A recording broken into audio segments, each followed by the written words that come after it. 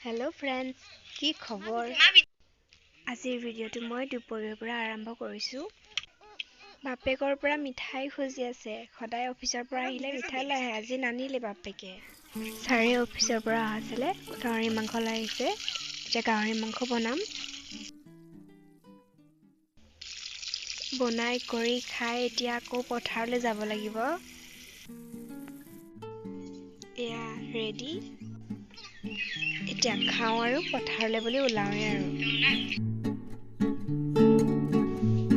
এয়া আমি দুইটা ওলালো। মা দেউতাহঁতেও অকণমান আগলৈ গৈছে। অফিচৰ পৰা আহি ভাগৰ লাগিছে বুলি কৈছিলে, কিন্তু কি কৰিম, উপায় নাই। দুখীয়া জীৱন, কামটোতো কৰিবই লাগিব ন। আমাৰ ইয়াত হাজিৰা পৰা বৰ কঠিনো, সেইটো কাৰণে ঘৰৰ মানুহ বহুত কষ্ট কৰিবলগীয়া হয়। এনেকৈ হাজাৰ কষ্টৰ মাজতে হাঁহি ধেমালি কৰি কামখিনি কৰি যাওঁ আৰু আমি। পথাৰ পালোহি। এই পূজা মই মূৰত উঠাম, মূৰত তুলি ল'ম। এতিয়া ঘৰলৈ বুলি ৰাওনা দিম। বৰ কঠোৰ, মূৰ চুৰ বিষাই যায় একদম। ৰাতি ডিঙিটো একে ঘূৰাব নোৱাৰা হৈ থাকোঁ।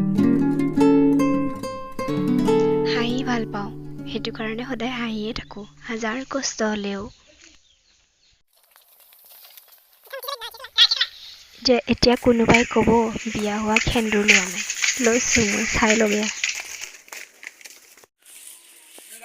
জীৱনটাই বেদনা।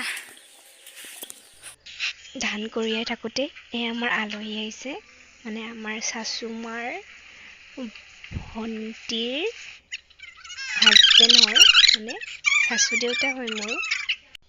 কিবা কামলৈ বুলি আমাৰ দেউতাক লগ ধৰিবলৈ আহিছে। ইফালৰ মানুহখিনি মানে নলবাৰীৰ মানুহখিনি মানে সৰুৰ পৰাই ল'ৰা ছোৱালীবিলাক বৰ কষ্ট কৰে। চাওকচোন কেনেকৈ ধান কৰি আনিছে সৰু ল'ৰাটোৱে। কাণটো গোটেই ৰঙা পৰি গৈছে।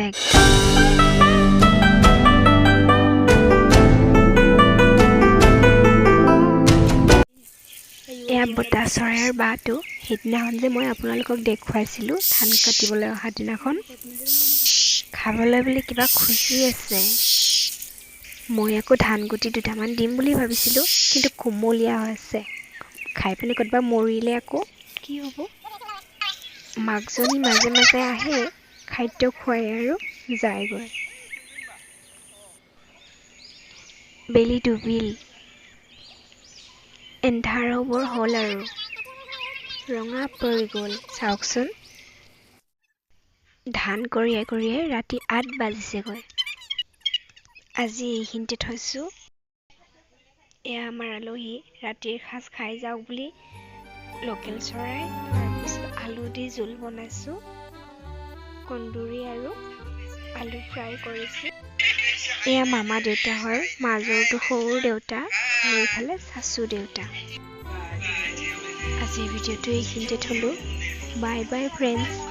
অনুগ্ৰহ কৰি চেনেলটো ছাবস্ক্ৰাইব কৰি দিব।